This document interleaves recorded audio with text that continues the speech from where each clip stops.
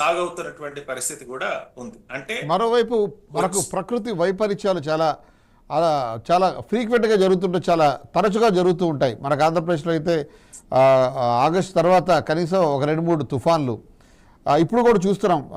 తెలంగాణలో కూడా అకాల వర్షాల వల్ల పంట ఆరబెట్టిన పంట కూడా తడిచిపోయి మొక్కలు మొలిచిన సందర్భం.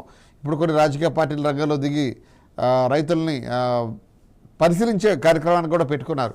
ఈ ప్రకృతి వైపరీత్యాల నుంచి బయటపడడానికి పంటల బీమా పథకాన్ని అనేక సంవత్సరాలుగా మనం వింటున్నాం, కానీ అది సరిగ్గా ఇంప్లిమెంట్ అవుతుంది అన్న భరోసా లేదు, అయిన దాఖలాలు కూడా మనకు కనపడలేదు.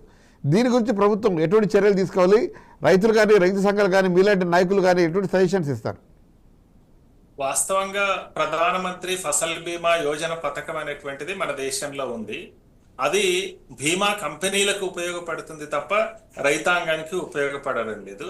అందుకని ఈ దేశంలో ఉండేటువంటి 500 రైతు సంఘాల భాగస్వామ్యంతో ఉన్నటువంటి సంయుక్త కిసాన్ మోర్చా అడిగినటువంటిది ప్రధానమంత్రి ఫసల్ బీమా యోజన పథకాన్ని రైతాంగానికి ఉపయోగపడే విధంగా మార్చాలనేటువంటిది మా ప్రధానమైనటువంటి డిమాండ్. మళ్ళీ ఏం చేసింది ప్రభుత్వం?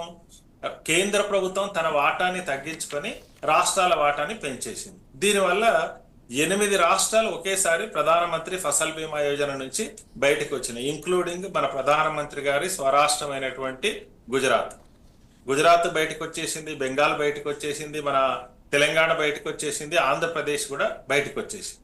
అంటే ప్రకృతి వైపరీత్యాలు అనేటువంటివి సహజంగా తుఫాన్లు వస్తున్నాయి, వడగళ్ల వానలు వస్తున్నాయి, కరువులు వస్తున్నాయి.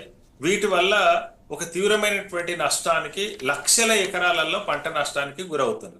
ఈ నష్టం జరిగినటువంటి సందర్భాల్లోనే అకస్మాత్తుగా జరిగేటువంటి నష్టం కాబట్టి ఆత్మహత్యలు కూడా దీని ద్వారా నమోదవుతుంది. కాబట్టి దీన్ని నివారణ చేయడానికి ఒక పటిష్టమైనటువంటి రైతాంగానికి ఉపయోగపడే విధంగా పంటల బీమా పథకం ఉండాలనేటువంటిది మనం కోరింది. ఇప్పుడు తెలంగాణ రాష్ట్రానికి బీమా లేదు. గతంలో కేంద్ర ప్రభుత్వం తన వాటా పెంచిన వెంబడే బయటకు వచ్చేసింది బీఆర్ఎస్ ప్రభుత్వం ఉన్నప్పుడు. వీళ్ళు వచ్చిన తర్వాత మళ్ళీ ఫసల్ బీమాలోనే మేము చేరుతామని అన్నారు, ఇక్కడ చేరలేదు.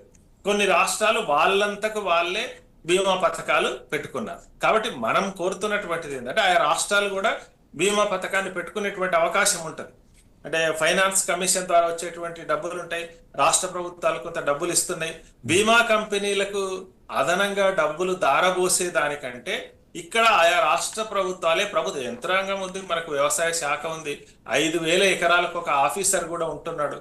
ఉమ్మడి 2 రాష్ట్రాల్లో కూడా ఆ రకమైనటువంటి సిబ్బంది ఉన్నారు. ఆ రకంగా మనమే వ్యవసాయ శాఖ ద్వారానే ఎక్కడైతే నష్టం జరుగుతుందో వాళ్లకు పరిహారాన్ని అందించేటువంటి దిశగా ఒక స్పష్టమైనటువంటి రైతాంగానికి ఉపయోగపడే విధంగా బీమా పథకాన్ని రూపొందించాల్సినటువంటి అవసరం ఉంది. ఎందుకంటే ఇదే విషయాన్ని ఒకసారి పురుషోత్తం గారితో మాట్లాడదాం.